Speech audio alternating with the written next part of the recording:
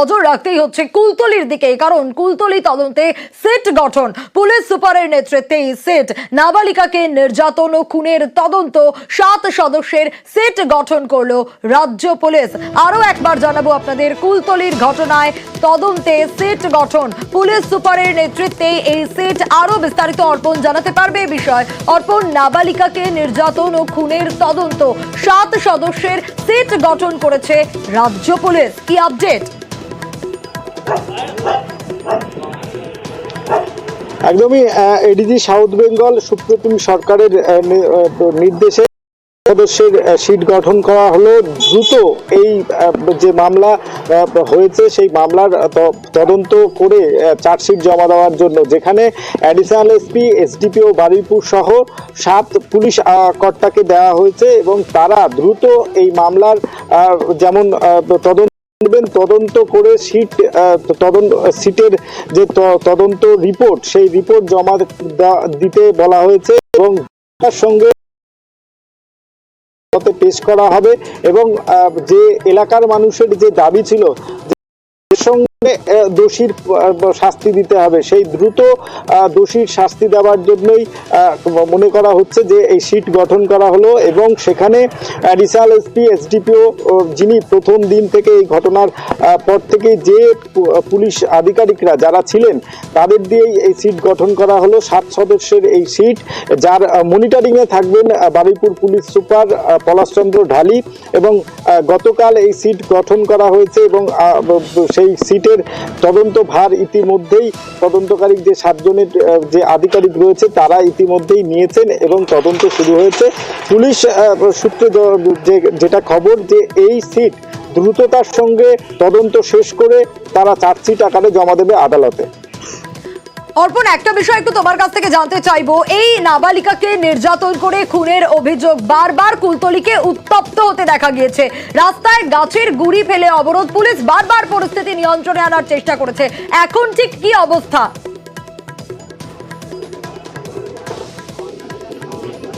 দেখো, পরিস্থিতি অনেকটাই স্বাভাবিক। দুপুরে আবার 12:30টার পর থেকে যে অবরোধ শুরু হয়েছিল, মনোজকে বলবো সেই ছবিটা দেখানোর জন্য, যে এখন কিন্তু পরিস্থিতি অনেকটাই স্বাভাবিক। এখানে পুলিশ মোতায়েন করা হয়েছে ঠিকই, কিন্তু যে জায়গায় অবরোধ চলছিল সেই জায়গায় কিন্তু যারা বিক্ষোভকারী তারা এখন নেই। পুলিশ প্রশাসনের তরফ থেকে পুলিশ মোতায়েন করা হয়েছে এবং যেটা বারে বারে গ্রামবাসীদের যে অভিযোগ করা হচ্ছিল যে এই ঘটনায় দ্রুততার সঙ্গে যে অভিযুক্ত তার শাস্তির দাবি, সর্বোচ্চ দাবি তারা রেখেছেন, ফাঁসির দাবি তারা করেছেন এবং এই দাবিতেই তারা বারে বারে রাস্তা অবরোধ করেছেন। সেই রাস্তা অবরোধ তুলতে গিয়ে পুলিশের সঙ্গে খণ্ডযুদ্ধ হয়েছে, পুলিশ গাড়ি ভাঙচুর হয়েছে এবং সেখানে অগ্নিসংযোগের ঘটনা ঘটেছে। গত শনিবার রাত্রে এই ছাত্রী নিখোঁজ হন, রবিবার ভোরে তার মৃতদেহ উদ্ধার হয়। এরপর থেকেই পুলিশের প্রতি তাদের কিন্তু একটা অনাস্থা দেখা গিয়েছে। পুলিশ যে অভিযোগ নিতে দেরি করেছে, গড়িমসি করেছে, সেই অভিযোগ তারা সামনে এনেছেন এবং এই অভিযোগেই কিন্তু বারে বারে দেখা গিয়েছে পুলিশকে দেখে ক্ষোভ উগরে দিচ্ছেন তারা। এবং আজ যখন ছাত্রীর মৃতদেহ এলাকায় মিছিল সহকারে ঘোরার পর সেখানে মিছিল সহকারে এলাকায় প্রবেশ করেন এবং সেখানে সমাধিস্থ করা হয়, ঠিক তখনই এই গড়ানকাঠির কাছেই রাস্তা অবরোধ করা হলো। সেখানে রাস্তা অবরোধ করে পুলিশকে দেখে আবারও গ্রামবাসীরা খেপে গেলেন এবং সেখানে পুলিশের গাড়ি ভাঙচুর করার মতো অবস্থা হলো। সেখানে পুলিশের গাড়িতে হামলা চালানো হলো, এসডিপিও এসে সেখানে এসডিপিওকে ঘিরে বিক্ষোভ দেখানো হলো এবং তারপরে বিশাল পুলিশ বাহিনী এসে পরিস্থিতি নিয়ন্ত্রণে আনলেন এবং সেখানে পুলিশের কাছ থেকে আবারও তারা পুলিশে বারে বারে তাদেরকে বোঝালেন এবং সেই বোঝানোর পরেই কিন্তু দেখা গিয়েছে যে রাস্তা অবরোধ উঠেছে। তবে কিন্তু এই আন্দোলন চলবে বলে তারা জানিয়েছেন, কারণ যে দোষী তার দ্রুত শাস্তির দাবি করেছেন এলাকার মানুষজন। দ্রুততার সঙ্গে যদি না শাস্তি তার দেওয়া হয় তাহলে কিন্তু আবারও তারা রাস্তা অবরোধ, এলাকায় মিছিলের হুঁশিয়ারি দিয়েছে। বেশ অর্পণ, অবশ্যই আমাদের পরিস্থিতির দিকে নজর থাকবে। নাবালিকাকে যৌন নির্যাতন করে খুনের অভিযোগ, কলকাতা হাইকোর্টের নির্দেশে কুলতলির নাবালিকার ময়না তদন্ত হলো কল্যাণীতে, করলেন এমসের চিকিৎসকরা বারুইপুরের এসিজেএম এর উপস্থিতিতে।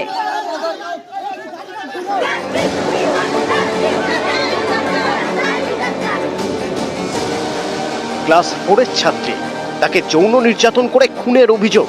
সোমবার কুলতলির এই নাবালিকার ময়নাতদন্ত হলো কল্যাণীতে। কলকাতা হাইকোর্টের নির্দেশে ময়নাতদন্ত করেন কল্যাণীর এইমসের চিকিৎসকরা। সুপার অজয় মল্লিক, ফরেন্সিক মেডিসিনের প্রধান এবং আরও 2 চিকিৎসক। শুক্রবার গভীর রাতে কুলতলির নাবালিকার দেহ উদ্ধার হয়। তার আগেই গ্রেপ্তার করা হয় অভিযুক্তকে।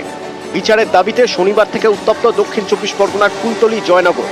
কুলতলির এই ঘটনায় বেনজিরভাবে কেন্দ্রীয় সরকারি হাসপাতালে ময়নাতদন্তের আবেদন করে রাজ্যের পুলিশ। পাশাপাশি এসিজেএম এর উপস্থিতিতে ময়নাতদন্ত চেয়েও হাইকোর্টে আবেদন করে তারা।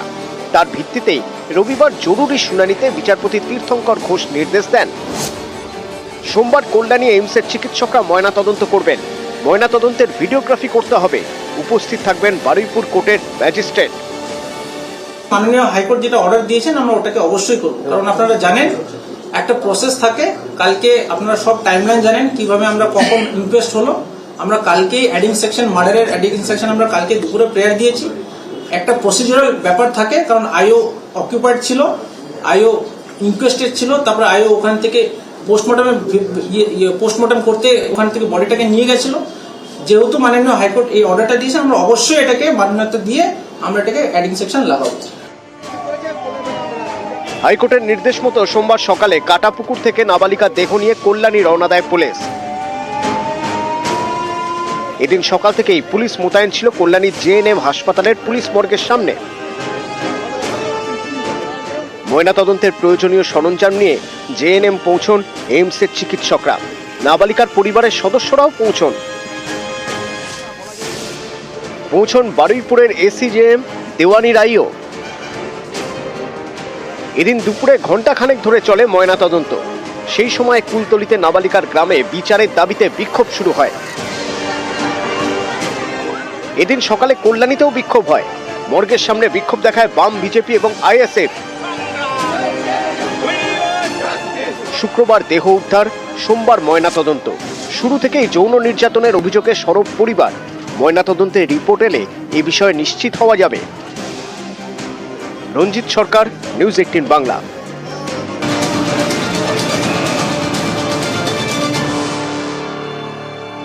আর নজর রাখতে হচ্ছে কল্যাণী এইমসের পরিকাঠামো নিয়ে ক্ষুব্ধ কলকাতা হাইকোর্টের বিচারপতি তীর্থঙ্কর ঘোষ। আরো বিস্তারিত এ বিষয়ে অর্ণব জানাতে পারবে। অর্ণব, কুলতলির নাবালিকার ময়নাতদন্ত নিয়ে প্রশ্নের মুখে পড়তে হলো কেন্দ্রীয় স্বাস্থ্য মন্ত্রককেও। একেবারে শুধু স্বাস্থ্য মন্ত্রককে পড়াই নয়, কেন্দ্রীয় স্বাস্থ্য সচিব তার কাছে নির্দেশ পাঠালো কলকাতা হাইকোর্ট। বিচারপতি তীর্থঙ্কর ঘোষ ডেডলাইন বেঁধে দিয়ে 31শে ডিসেম্বর 2025 সালের মধ্যে ময়নাতদন্ত যাতে পুরোপুরি করা যায়, অর্থাৎ পরিকাঠামোগত স্বয়ং সম্পূর্ণ হতে হবে কল্যাণী এইমসকে, এই নির্দেশ দিলেন বিচারপতি। এবং কুলতলির এই নাবালিকার ময়নাতদন্তের মামলার ক্ষেত্রেই এই বিষয়টি নজরে আসে হাইকোর্টের। তারপরই হাইকোর্ট এই নির্দেশ জারি করলেন।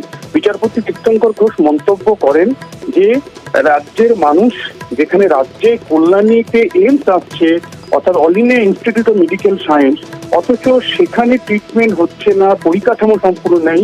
মানুষ দক্ষিণ ভারত যাচ্ছে, ভেলোর যাচ্ছে, সেখানকার ময়নাতদন্তের জন্য পাশে প্রান্তিক এক জেএনএম হাসপাতাল, রাজ্যের হাসপাতালে পরিকাঠামোকে তাদের ব্যবহার করতে হচ্ছে।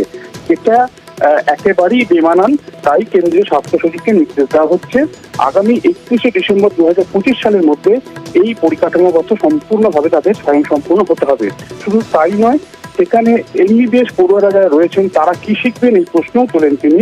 এবং যে সমস্ত এমবিবিএস ডিগ্রি পাওয়ার পর যারা সার্টিফিকেট পেয়ে বেরোবেন, তাদের তো ময়নাতদন্তের সেই অভিজ্ঞতাটাই থাকবে না যদি সেখানে ইনফ্রাস্ট্রাকচার না থাকে। এরকম জায়গায় চলতে পারে না কল্যাণী এইমস। আর যাই হোক, দিল্লি এইমস এর মতো নাম করা না হলেও অন্তত ঋষিকেশে যে এইমস রয়েছে, যেখানে অন্তত এই ময়নাতদন্তের মতো পরিকাঠামোগুলি রয়েছে, সেরকম একটা এইমস করুক, এই নির্দেশ কলকাতা হাইকোর্টের। বেশ অর্ণব।